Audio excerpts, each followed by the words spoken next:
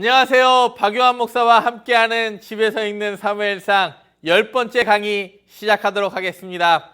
하나님 감사합니다. 오늘도 우리에게 말씀을 허락하여 주시고 그 말씀을 읽고 듣고 깨닫는 은혜를 허락하여 주옵소서. 오늘 사무엘상 10강을 통하여 사무엘상의 말씀이 우리 가운데 새겨지게 하여 주옵소서. 예수님의 이름으로 기도드립니다.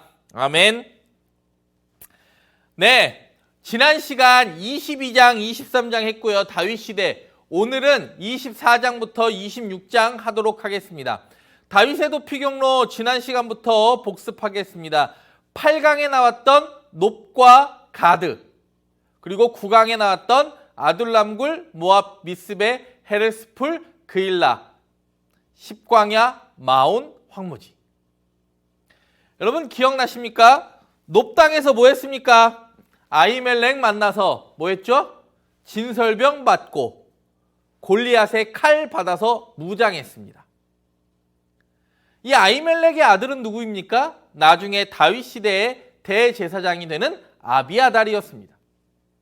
그리고 놉 땅에서 사울이 잡으러 온다는 소식을 듣고 피한 곳이 어디입니까? 가드와 아기스. 그때 이스라엘 여인처럼 블레셋 사람들이 다윗을 향하여 그런 이야기를 합니다. 사울은 천천히요, 다윗은 만만이라. 그때 블레셋 사람들한테 잡힌 다윗이 시편을 짓습니다. 그게 무엇입니까? 34편, 56편. 이때 가드왕 아기스한테 잡히면서 어떤 행동을 합니까? 침을 흘리며 미친 채를 하지 않습니까? 그리고 지난 시간 9강에 배웠던 아둘람굴의 1차 세력화입니다. 이게 22장의 내용이었습니다. 1차 세력화할 때 멀쩡한 사람이 옵니까? 환난당한 자, 원통한 자, 궁핍한 자, 빚진 자들이 옵니까? 그렇죠.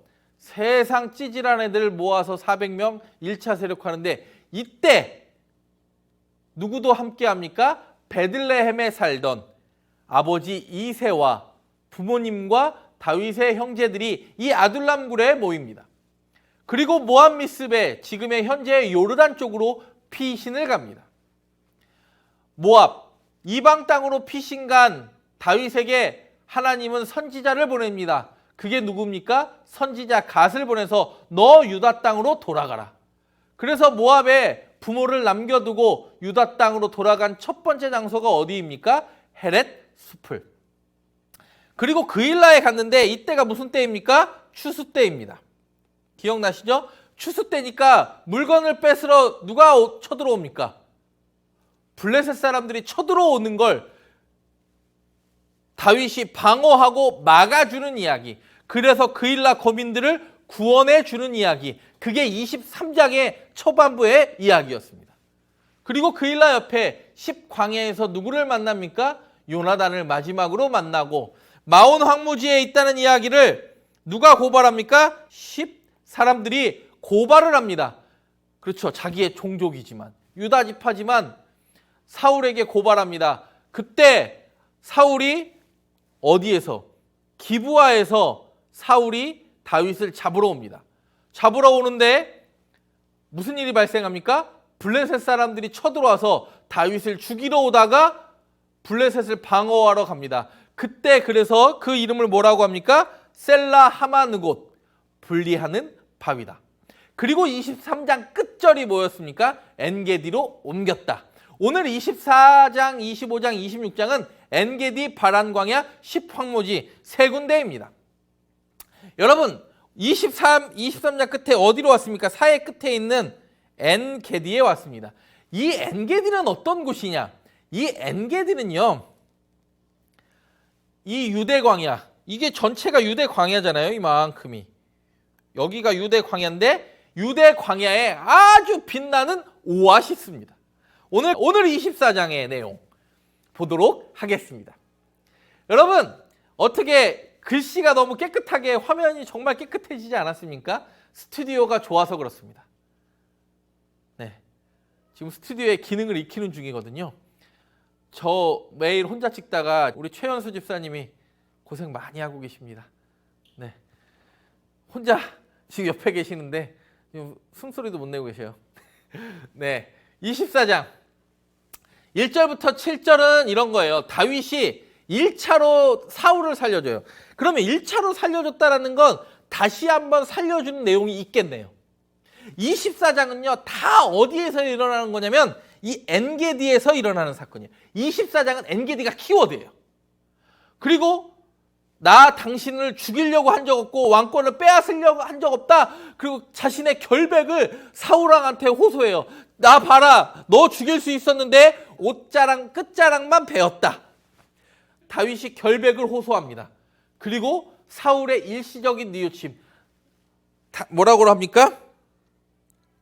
나는 너를 학대하되 너는 나를 선대하니 너는 나보다 의롭도다라는 사울의 고백이 일어납니다. 24장 본문 보도록 하겠습니다. 24장 중요한 거 어디에서 일어난다고? 24장은 엔게디에서. 보면 엔게디 어디 있다고 그랬죠? 여기요. 기브아에서 엔게디에 있다는 소식을 듣고 내려왔습니다. 사울이. 이때 몇 명을 데려오냐 사울이? 다윗은 세력화가 몇 명이 됐어요? 600명이 됐어요. 근데 기브아에서 사울은 몇 명을 데리고 내려오냐? 이 600명 때려잡는다고 3,000명의 군사를 데리고 내려옵니다. 게임이 됩니까? 되지 않습니다. 왜냐하면 사울의 군대는 정규군이고 얘네들의 군대는 어떠한 모습인지 여러분도 잘 알지 않습니까? 근데 이 엔게디 동굴에서 화장실의 일을 볼 때 다윗이 옷자락 끝을 베입니다. 왜? 하나님의 기름 부음 받은 자를 내가 죽일 수 없다. 그게 24장 전반부의 내용입니다. 근데 왜 끝자락을 베면서 다윗은 마음에 찔려 할까요? 그게 24장 5절이거든요. 한번 보도록 하겠습니다. 24장 5절 시작. 그리한 후에 사울의 옷자락을 뱀으로 말미암아 다윗의 마음이 찔려. 사울을 죽인 것도 아니고 사울의 몸에 흠집을 낸 것도 아닌데 왜 옷자락을 뱀으로 말미암아 다윗의 마음이 찔려야 했을까요? 그리고 그 옷자락이 뱀 걸로 말미암아 왜 나중에 사울은 자기와 맹세하지 않으며 너를 돌려보내지 않겠다고 이야기하는 걸까요? 그 이야기가 유대인의 복장에 대해서 나오는 이야기를 통하여 알 수 있습니다. 여러분, 이 이야기를 잘 이해하면 나중에 복음서에 등장하는 혈루증 여인 있죠. 군중 속에서 예수님의 옷자락 만졌는데 예수님이 그거 알아보는 이야기. 그 이야기가 이해가 됩니다. 왜 예수님의 옷자락을 만졌는데 예수님은 나에게서 능력이 나갔다고 표현하셨을까? 유대인에게 그 옷자락은 어떤 의미일까? 한번 보도록 하겠습니다. 이게 율법입니다. 민수기 15장 38절의 이야기입니다. 함께 읽겠습니다. 시작. 이스라엘 자손에게 명령하여 대대로 그들의 옷단귀에 술을 만들고 청색끈을 그 귀에 술에 더하라. 이스라엘 모든 백성들은요, 옷단귀, 옷 끝에 술을 만들어야 했습니다. 그리고 그 옷단귀에 술을 다는 이유를 민수기 15장 39절은 또한 설명합니다. 시작. 이 술은 너희가 보고 여호와의 모든 계명을 기억하여 준행하고 너희를 방종하게 하는 자신의 마음과 눈의 욕심을 따라 음행하지 않게 하기 위함이라. 이 술을 다는 옷단 끝에 술을 다는 이유가 여호와의 모든 계명을 기억하고 준행하고 너희로 방종하지 않게 하기 위하여. 그럼 옷단귀의 술은 뭘까요? 그냥 이 옷자락 끝을 벤 게 옷단귀의 술일까요? 한번 보도록 하겠습니다. 여러분, 요게 옷단귀의 술입니다. 지금도 유대인들, 정통 유대인들은 반드시 옷에, 여기도 보시면 그렇고 여기도 옷단귀에 술이 있습니다. 이게 정통 유대인이죠. 항상 유대인들은 뭘 씁니까? 모자를 써요. 키파라는, 왜? 여호와 앞에 정수리를 보이지 말게 했고, 그리고 항상 이렇게 유대인을 보면 여기 이렇게 머리를 둥글게 깎지 말라고 그래가지고 이렇게 파마한 것처럼 이렇게 머리를 내리죠. 이걸 페옷이라고 합니다. 그리고 기도할 때 두르는 요 숄 같은 거를 탈리트라고 해요. 그리고 옷단귀에 아까도 보셨지만 이 옷단귀에 술이 달려 있죠. 요거를 찌찌트라고 합니다. 찌찌트. 그리고 이 이마에 찬 거 이 가죽이거든요. 요거를 테필린이라고 합니다. 테필린. 이 테필린은 왜 차냐면 신명기 6장 4절에 여호와의 말씀 뭐라고 그래요? 내 손목에 매며 그리고 내 미간에 붙여 표로 삼는다고 했잖아요. 요 테필린 안에 보면 이 안에 상자에 보면 말씀이 가죽으로 쓰여 있습니다. 실제로.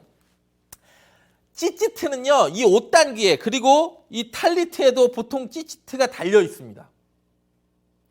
이걸 옷가라고 표현을 한 겁니다.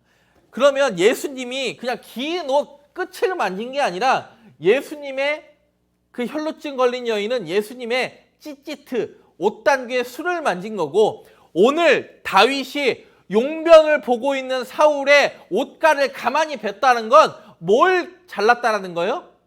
그렇죠. 이 찌찌트 옷단귀에 술을 잘랐다는 거예요. 근데 이 옷단귀에 술을 잘랐다는 의미를 유대인들은 잘 알까요? 잘 알까요? 그렇죠. 율법에 써 있을 정도니까 잘 알아요.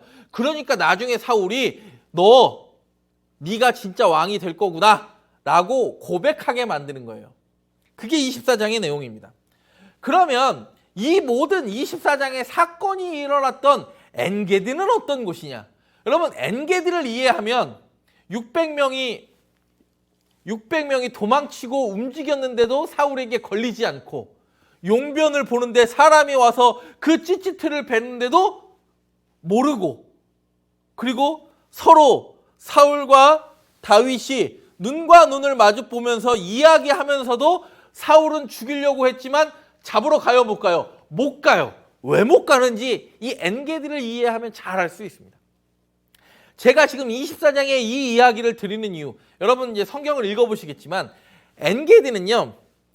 새끼 염소의 셈, 들 염소의 셈이라는 뜻이에요.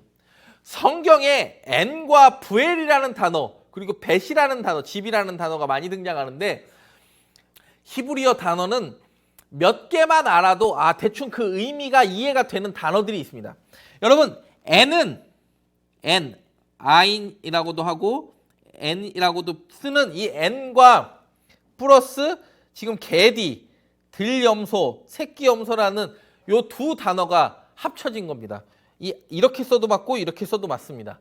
근데 n은 뭐냐면 샘이라는 뜻이에요. 샘. 여러분 이해가 지금 되십니까?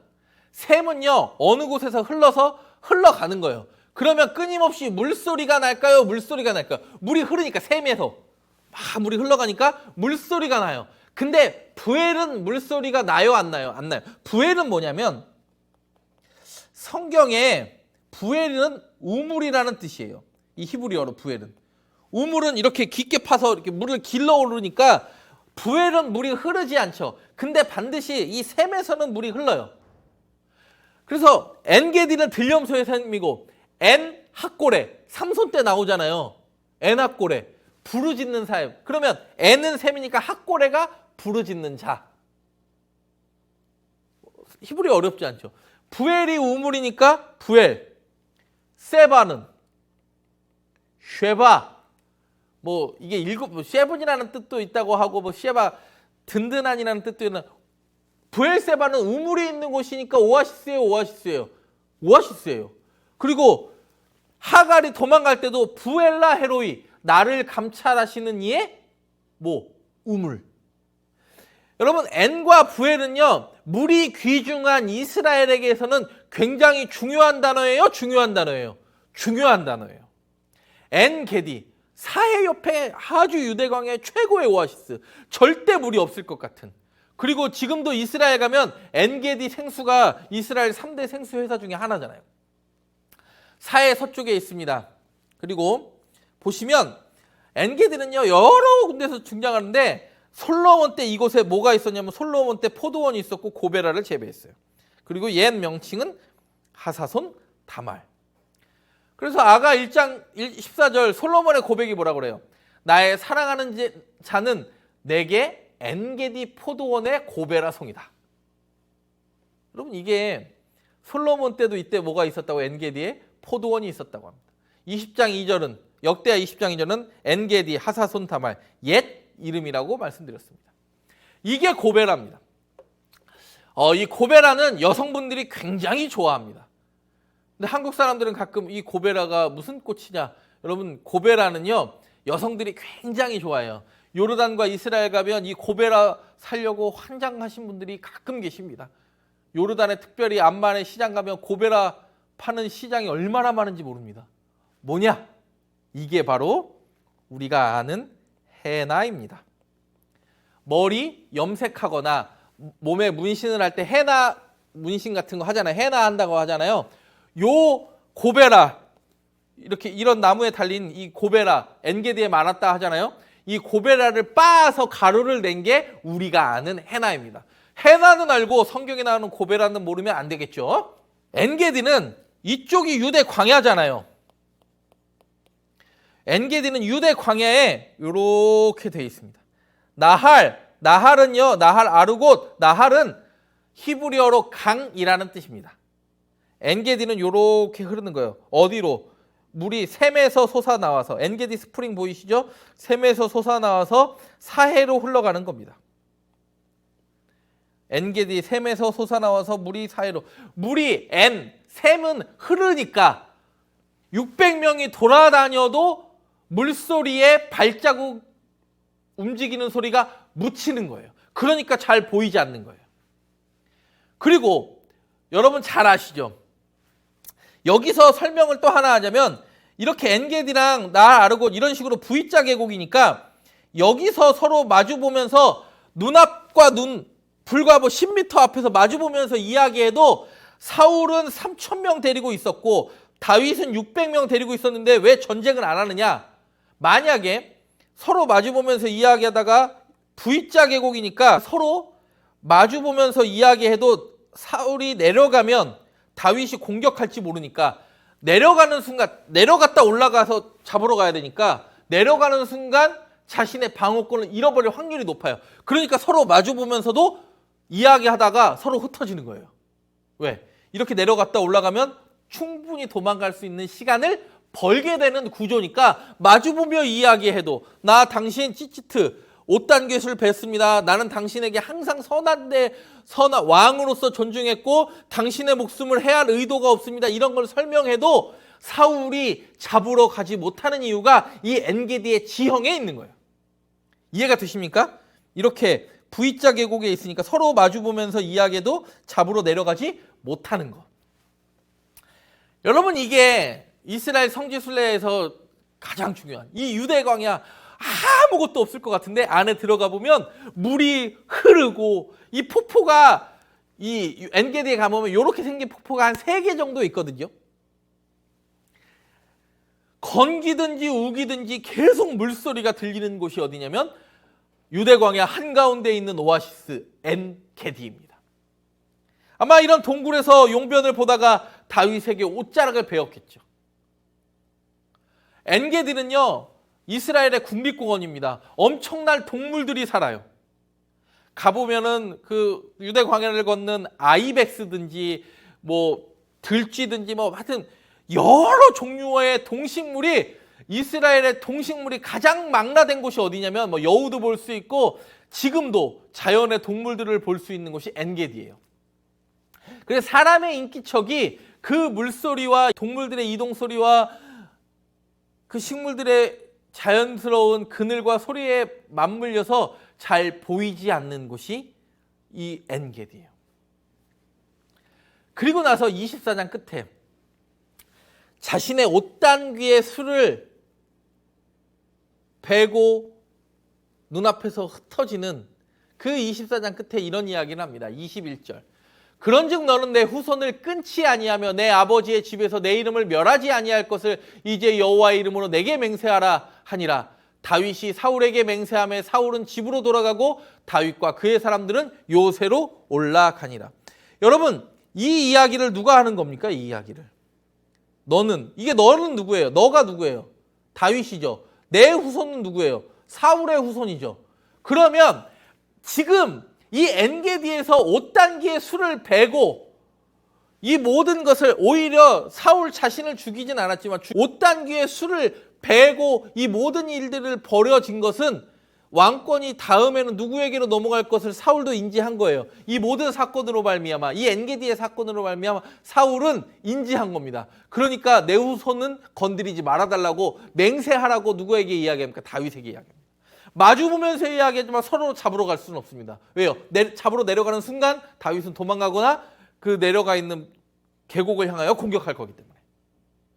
여기서 또 중요한 게 다윗이 사울에게 맹세해. 사울은 집이 어디예요? 기브아. 다윗과 그의 사람들은 요새로 올라가니라. 이 요새가 성경의 대부분의 학자들은 무엇으로 추정하냐면 지금 마사다로 추정합니다. 이스라엘 성지순례 가보면 아시겠지만 마사다, 엔게디, 쿰난 이 코스로 보통 성지순례를 하게 되는데 이 요새가 마사다일 확률이 높다고 이야기합니다. 이 엔게디 보시면 여기 보이십니까? 마사다 보이세요? 엔게디에서 마사다로 다윗은 요 마사다를 요새로 불린 것으로 보여요. 여기. 그리고 사울은 엔게디에서 어디로 갑니까? 기브아로 다시 돌아가죠. 그게 24장 끝의 내용입니다. 이미 그 5단계의 수를 벤 그 사건으로 말미암아 차기 왕은 누가 될 것이라고 이미 사울은 인지하고 있는 것 같아요. 다윗으로 인지하고 있는 것 같은 이야기. 이 마사다는요, 제가 이 요새에 대해서 간단하게 설명을 하면 이제 성지순례 가신 분도 계시고 가기를 소망하시는 분도 계실 테니까 이 엔게디에서 마사다 요새로 간 거죠. 요새로. 이게 왜 요새로 불릴 수 있느냐? 이게 다윗 때 후에 1000년 뒤의 사람 누구? 헤롯 왕에게도 요새화가 됩니다. 이게 마사다예요. 마사다는 주변 언덕이 다 이렇게 절벽으로 구성되어 있습니다. 그래서 한번 들어가면 방어하기가 쉬워요. 그래서 돌만 굴려도 방어하기가 쉬우니까. 그리고 물 공급이 용이합니다. 왜냐하면 아까도 나할 다비드, 엔게디에도 나할, 강이 흐르잖아요. 요 물이 이렇게 보시면 여기 보이세요? 요 구멍들 보이시면 요 물로 들어가는 거예요. 여기 있는 우기 때 흐르는 물이 약간이라도 흐르는 물이 요새에 공급할 수 있는 물을 공급할 수 있게 해요. 여기가 이제 사해고 이 주변이 천혜의 요새처럼 돼 있어요. 우뚝 솟은 산이기 때문에 이걸 요새라고 불렀고 요 모양은 누가 이렇게 만드냐면 우리가 잘 아는 2살 밑에 아이 죽이라고 했던 헤롯 대왕이 자신의 도피처로 그리고 유대인의 그 마지막 항전지로 이 마사다가 활용됩니다. 마사다의 모양은 이렇습니다. 북쪽에 궁전의 모양이 있고 물 저장고, 수영장이 있을 정도로 물이 그렇게 요새이지만 부족하지 않은 곳이었습니다. 요거는 헤롯 때 지은 마사다 평면도입니다. 여러분 여기 보시면 25장을 보겠습니다. 24장 이해가 되셨죠? 24장은 장소 이동이 있어요? 없어요? 없어요. 23장 끝에 엔게디에서 장소 이동이 이제 어디로 가고 마사다 가고 기브아로 가고서 끝나는 이야기. 25장은 어떻게 보면 다윗의 도피 여정에서 굉장히 중요한 터닝 포인트를 제공하는 겁니다. 이제 드디어 누가 죽습니까? 다윗의 정신적인 의지자 중에 한 사람이었던 선지자 사무엘이 죽습니다. 그리고 나발의 다윗 도움 요청. 이 나발. 나발은 좋은 사람이에요? 나쁜 사람이에요? 나쁜 사람인데 아비가일이 나발의 부인이 지혜로워요. 그리고 이 아비가일은 다음에 누구의 아내가 됩니까? 다윗의 아내가 되는 이야기. 그게 25장의 내용입니다. 25장은 내용이 조금 길지만 그렇게 어렵진 않습니다. 25장 1절에 누가 드디어 죽습니까? 사무엘이 죽습니다. 사무엘의 고별 설교는 이미 이전에 나왔지만 사무엘의 사망 장면은 여기서 등장합니다. 25장 1절 시작. 사무엘이 죽음에 온 이스라엘의 무리가 모여 그를 두고 슬피 울며 라마 그의 집에서 그를 장사한지라. 다윗이 일어나 바란 광야로 내려가니라. 다윗은 사무엘의 장례식에 참석하지 못합니다. 아까 엔게디에서 어디 갔다가 요새 마사다 갔다가 드디어 어디로 가는 겁니까? 바란 광야 갑니다. 누가 죽으니까? 사무엘이 죽으니까 오히려 더 내려가요. 왜? 사무엘이 죽으니까 사울의 공격이 더 심해질 것을 다윗은 예측하니까 기브아와는 좀 더 멀리 떨어집니다. 이해가 되십니까? 이게 신대원 시험 문제에도 저희 때 자주 나왔어요. 성경 종합고시 보면 사무엘이 죽고 다윗이 가장 먼저 가는 곳은 정답은 어디예요? 바란 광야.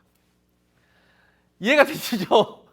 드디어 엔게디에서 요새라고 불렸던 마사다를 거쳐서 바란 광야. 이때 이 바란 광야에서 다윗의 부인 중에 한 사람인 아비가일을 만납니다.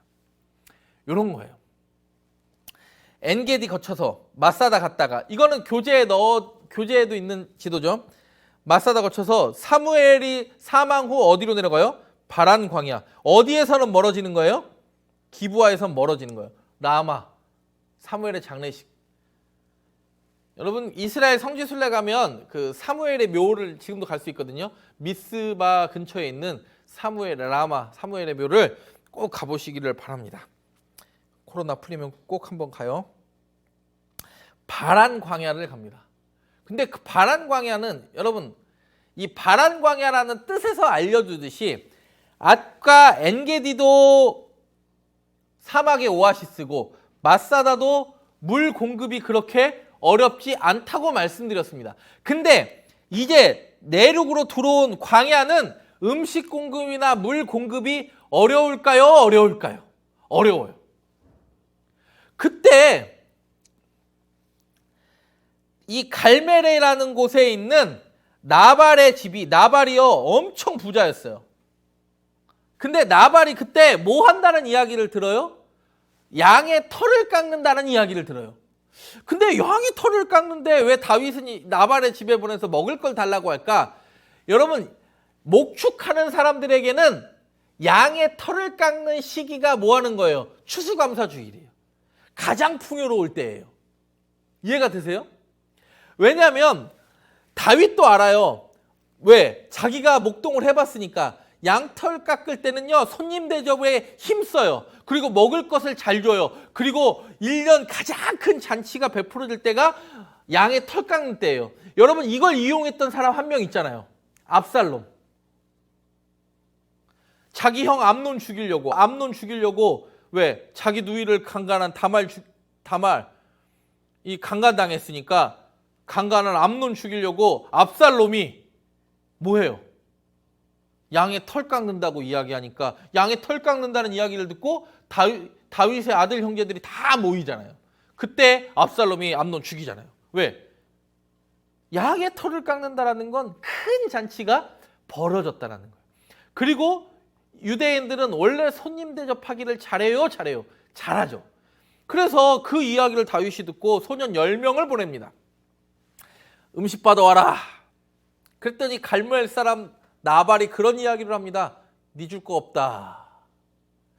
그래서 다윗이 열이 받아가지고 군사를 일으키려다가 이 갈멜 사람 나발의 부인 누구요? 아비가일의 현명한 대처로 말미암아 살아나는 이야기가 25장 초반부예요. 한번 해볼게요. 25장 1절은 사무엘 죽었고 2절 3절 시작. 마온에 한 사람이 있는데 그의 생업이 어디에 있고 갈멜에 있고 심히 부하여 양이 3,000마리요 염소가 1,000마리이므로 그가 갈멜에서 그의 양의 털을 깎고 있었으니 그 사람의 이름은 나발이요 그의 아내의 이름은 아비가일이라. 그 여자는 총명하고 용모가 아름다우나 남자는 완고하고 행실이 약하며 그는 갈렙 족속이었더라. 갈렙 족속은 어느 족속? 유다 지파예요. 왜? 갈렙이 유다 지파의 땅 헤브론을 정복하잖아요. 이거 다 성경에 나오는 이야기죠. 마치 이 나발과 아비가일이 사울과 다윗의 인생을 이야기하는 것 같아요. 모든 것을 가졌지만 불안해하는 나발, 즉 사울 같은 사람. 근데 아비가일, 그때 당시에 여성으로서의 연약함과 약함이 있었지만 하나님 의지하는 사람, 다윗과 같은 사람이죠. 보시면 너무 열이 받았어요. 10명 갔는데 이 양털 깎는 잔칫날에도 먹을 걸 주지 않아요. 그 이야기를 듣고 다윗이 열이 받습니다. 그래서 나발 공격을 하려고 그래요. 25장 13절 시작. 다윗이 자기 사람들에게 이르되 너희는 각기 칼을 차라 하니 각기 칼을 차매 다윗도 자기 칼을 차고 400명가를 데리고 올라가고 200명은 소유 곁에 있는지라. 왜요? 다윗은 1차 세력화 아둘람 굴 이후에 그일라에서부터는 몇 명이었습니까? 600명이었잖아요. 600명 중에서 400명을 데리고 누구를 치러 가는 거예요? 나발을 치러 가는 거죠. 그리고 200명은 지금 황무지에 남겨두고 광야에 남겨두고 그때 그랬더니 그 다윗이 경노했다는 이야기를 듣고 25장 18절 지혜로운 아비가일은요. 아비가일이 급히 떡 200덩이와 포도주 2가죽 부대와 잡아서 요리한 양 5마리와 볶은 곡식 5세아와 건포도 100송이와 무화과 뭉치 200개를 가져다가 나귀 애들에게 싣고 줍니다. 그래서 다윗의 마음이 녹아요. 아, 지혜롭게 했어요. 그래가지고 아비가일이 다윗의 마음을 경노한 다윗의 마음을 풀고 다시 자기 남편 나발에게 와요. 그래서 그동안 되어진 이야기를 이야기합니다. 그러니까 누가 엄청 쫄아요? 나발이 엄청 쫄아요. 몸이 뭐같이 됐다고 그래요? 성경에 보면 돌같이 굳어졌다고 그래요. 그리고 그 이야기를 듣고 며칠 만에 나발이 죽냐? 이 엄청난 부자. 열흘 만에 나발이 죽습니다. 아비가일이 홀로 되었습니다. 그 이야기를 듣고 다윗이 뭐합니까? 전령들을 보내어 데려옵니다. 뭘로요? 자신의 부인으로. 처음 만났을 때도 다윗과 아비가일은요 느낌이 좋았어요. 아까 엄청난 물건 가져왔을 때도 느낌이 딱 뭐라고 하냐면 다윗이 아비가일에게 이르되 오늘 너를 보내어 나를 영접하게 하신 이스라엘의 하나님 여호와를 찬송할지로다. 여러분 이렇게 프로포즈는 이렇게 하는 거예요. 물론 이때는 나발이 죽기 전이었지만 처음 만났을 때도 이 지혜롭게 행하는 아비가일 보고요 나를 영접하게 하신 이스라엘 하나님 여호와를 여러분 혹시 남자분들 듣고 계시면 아내 만난 것이 너를 만나게 하신 이스라엘의 하나님을 찬송하고 계십니까? 네. 결혼 생활하다 보면 그게 쉽지 않을 때도 있는데 여러분의 배우자를 만나게 하신 이스라엘의 하나님이 찬송되어져야 합니다. 25장 42절 나발이 그 소식을 듣고 열흘 만에 죽고 42절 딱 기가 막힌 아비가일이 급히 일어나서 누구 만나는 기쁨에 다윗 만나는 기쁨에 다윗이 너 부른다 그러니까 아비가일이 성경에 기가 막힌 표현 아닙니까? 급히 일어나서 나귀를 타고 그를 뒤따르는 처녀 5과 함께 다윗의 전령들을 따라가서 뭐가 됩니까? 다윗의 아내가 됩니다. 이 아비가일은요 원래 나발의 아내였다가 다윗의 아내가 되는 근데 이때 미갈은 딴 사람에게로 사울이 시집 보내줍니다. 26장은 이런 이야기예요. 사울이 또 누구를 추격해요. 이제 사무엘도 죽었으니까 장례기간이 끝나고 다윗을 추격하는데 요때도 또 지난번처럼 요 동네가 무슨 동네예요? 10사람들이 다윗 여기 있어요 이야기예요. 그때 또 2번째로 살려줍니다. 첫 번째는 어디서 살려줬어요? 엔게드 살려줬잖아요. 2번째 생명보존이 일어나요. 10황무지에서 찰과 술병을 배에서 네 거지 하는 거. 그리고 아브넬이 누굽니까? 사울의 사촌이자 이거 제가 예전에 강의할 때 했는데 아브넬 넬의 아들이죠. 아브넬은 사울의 군대 장관이죠. 사울왕의 권고와 사울의 답변. 요 얘기는요. 요 마지막에 26장 요 10황무지의 이야기예요. 그러니까 24장 엔게디, 25장 바란에서 나발 죽고 아비가일 부인으로 맞이하고 26장은 10황무지. 2번째로 사울의 목숨을 살려주는 이야기. 그게 오늘 이야기예요. 여기서 되어지죠. 26장 1절 또다시 10사람. 이런 욕 아닙니다. 사람들이 항상 나쁜 짓을 해요. 유다 지파지만 누구를 선택해요? 다윗이 사실 600명. 여러분 생각을 해보시면 사울은 움직일 때 3,000명을 데리고 움직여요. 아까 엔게디에서도 기브아에서 몇 명 데려가서 3,000명. 요 26장에서도 10사람들의 이야기를 듣고 몇 명의 군사를 또 일으키냐면 3,000명의 군사를 또 일으켜요. 다윗은 여전히 600명이고. 26장 1절 봅니다. 10사람이 기브아에 와서, 기브아는 사울의 집이죠. 사울에게 말하여 이르되 다윗이 광야 앞 하길라 산에 숨지 아니하였나이까? 하매 몇 명을 또 동원합니까? 사울이 3,000명을 동원해요. 두 번째로 살려줘요. 그러니까 내가 손을 들어, 시작. 내가 손을 들어 여호와의 기름 부음 받은 자를 치는 것을 여호와께서 금하시나니 너는 그의 머리 곁에 있는 창과 물병만 가지고 가자 하고. 원래 여기서 나중에 다윗의 아주 중요한 군대 장관이 되는 아사엘이 죽이자고 하거든요. 근데 여기서도 또 엔게디처럼 기름 부음 받아 어떻게 치겠냐? 치지 말자라고 이야기해요. 그리고 26장 25절. 그 모든 아브넬이랑 또 논쟁하고 또 살려주고 그 모든 걸 하고 26장에 또 26장 25절 끝이 이렇게 해요. 사울이 다윗에게 이르되 내 아들 다윗아 내게 복이 있을지로다. 내가 큰 일을 행하겠고 반드시 승리를 얻으리라 하니라. 다윗은 자기 길로 가고 사울은 자기 곳으로 돌아가니라. 아까 엔게디에서도 끝에도 목숨 살려주니까 창과 물병, 술병 빼앗아서 다시 살려주니까 사울의 군대 장관이 나와서 막 뭐라 하고, 근데 사울이 이 모든 것을 정리해요. 근데 사울이요 영적으로 민감했으면 더 이상 다윗 쫓기를 금해야 될 텐데 다윗 잡는 것에 다윗은요 사울의 목숨에 그렇게 관심이 없었어요. 혈안이 돼 있던 사울은 나중에 블레셋의 전투로 말미암아 죽게 되죠.